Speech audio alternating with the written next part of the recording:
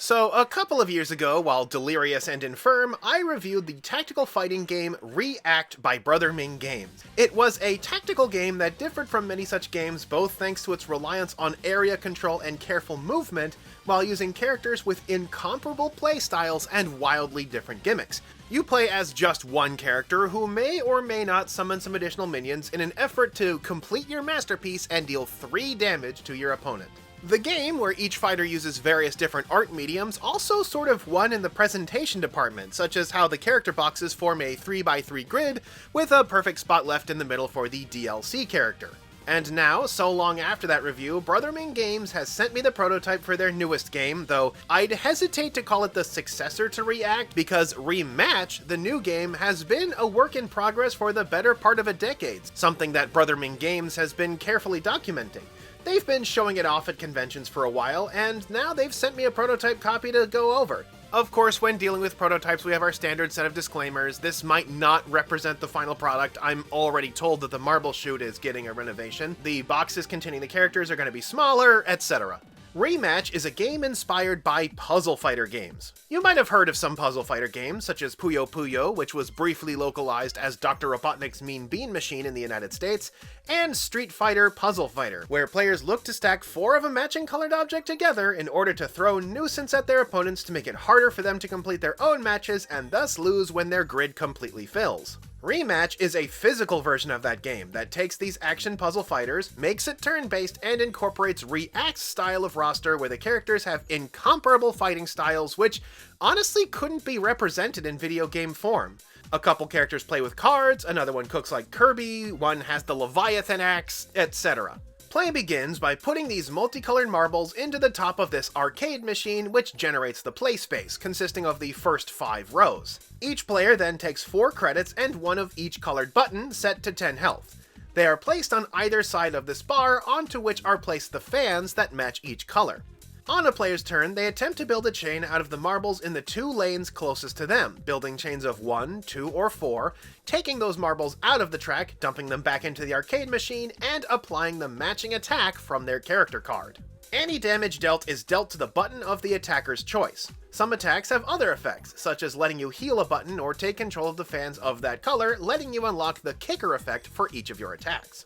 If a button ever hits 0 health, it breaks and you lose 1 credit. First player to lose all 4 credits loses. Broken buttons have different properties. You can no longer use the attacks of a broken button's color, instead the orbs of that color can now be used as a bridge between orbs of other colors, letting you chain together orbs that aren't in direct contact. By performing this short circuit, you can also restore health to your broken button, which is also immune from attack while still in the broken status. Short-circuiting in the right situation is a powerful comeback mechanic. At least a couple of times, I was able to get one of my broken buttons back to full health in a single go.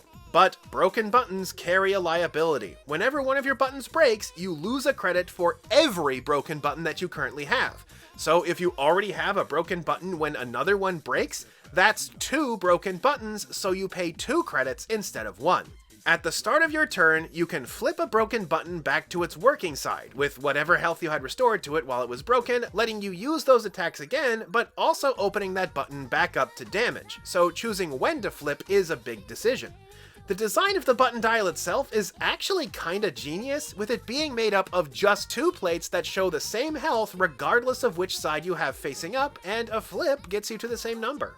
So Rematch is a game with a lot of interesting dynamics and counterplay, where you also have to pay attention to what new patterns are formed when you take the marbles out from your attacks, and sometimes choosing a weaker attack is preferable if it blocks the opponent from making a big play. But then we get to the game's playable characters and what I think is the game's major flaw. It front-loads its complexity. Rematch isn't just a button-mashing good time, every character has their own gimmicks, feelies, and other things to keep track of on top of the basic gameplay. In fact, by the game's own standards, not a single one of these characters I was sent, each packed in their own old-school multimedia box, has a complexity rating of 1 out of 5.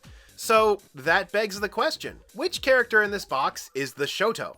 In fighting game terms, a Shoto, named after Shotokan Karate, the world's most popular martial art, is a basic all-rounder character that has a little bit of everything and is generally pretty easy to use. and are often the point of comparison for the other characters in that game. They also tend to be the characters depicted on the front of the box. And if a new player tries a Shoto and finds a move of theirs that they like, then they can move on to characters that are more demanding but more specialized with that style. And yes, even Puzzle Fighter games have Shoto characters. Amity from Puyo Puyo comes to mind, and even Brother Ming's other Re-game, React, has a Shoto in the form of Calligrapher, who gets to mess with a little bit of minions, a little bit of movement, and a little bit of resource management, with other characters making more aggressive use of these traits, often with more complicated game plans.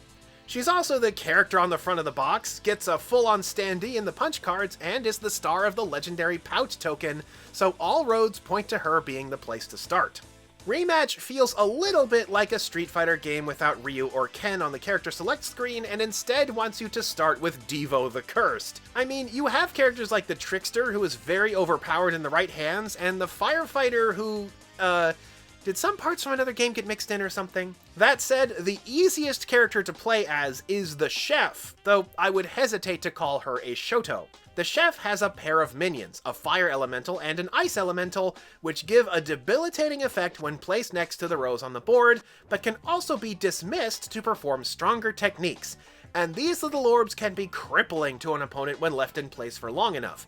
Ice Elemental on any of the middle lanes can be a real pain to deal with, and the Fire Elemental has some great built-in counterplay, so a nice mixture of combos and mind games. However, while her kit is interesting, it's a little difficult to imagine your first character in a puzzle fighting game being a chef. You would think that a character like the Chef would play more like one of the more eccentric characters, like the Trickster or the Psychic. And yeah, the box characters are actually some of the most difficult to play as. I mean, don't get me wrong, if you love games that have characters with deep and complex gameplay and incomparable features, Rematch absolutely has it, and I know many players live for that kind of complexity, but the Human Fighter is the most popular character class for a reason.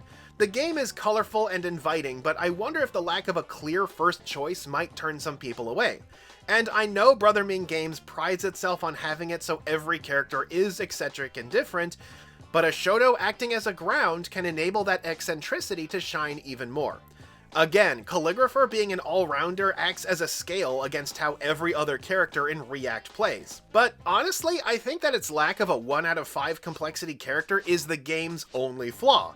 Well, that and the inability to have a mirror match, and even then I'd vote Chef is the character that most fits that role. So there is still a good rookie character, even if you kinda have to look for it. Everything else is otherwise amazing. The setup is vibrant, colorful, and inviting. The mechanics click fairly easily. I was able to play this game effortlessly with somebody who wasn't used to these styles of games.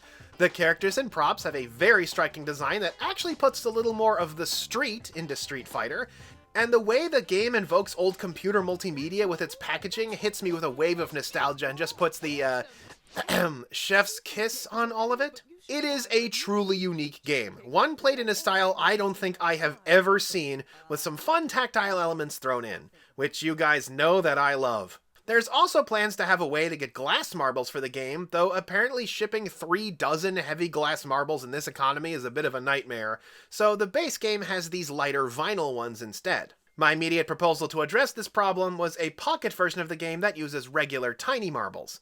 Maybe in the future. I also hope to see more things that mess with the core gameplay. Like, could you imagine if this game had a fever mechanic or a morb mode?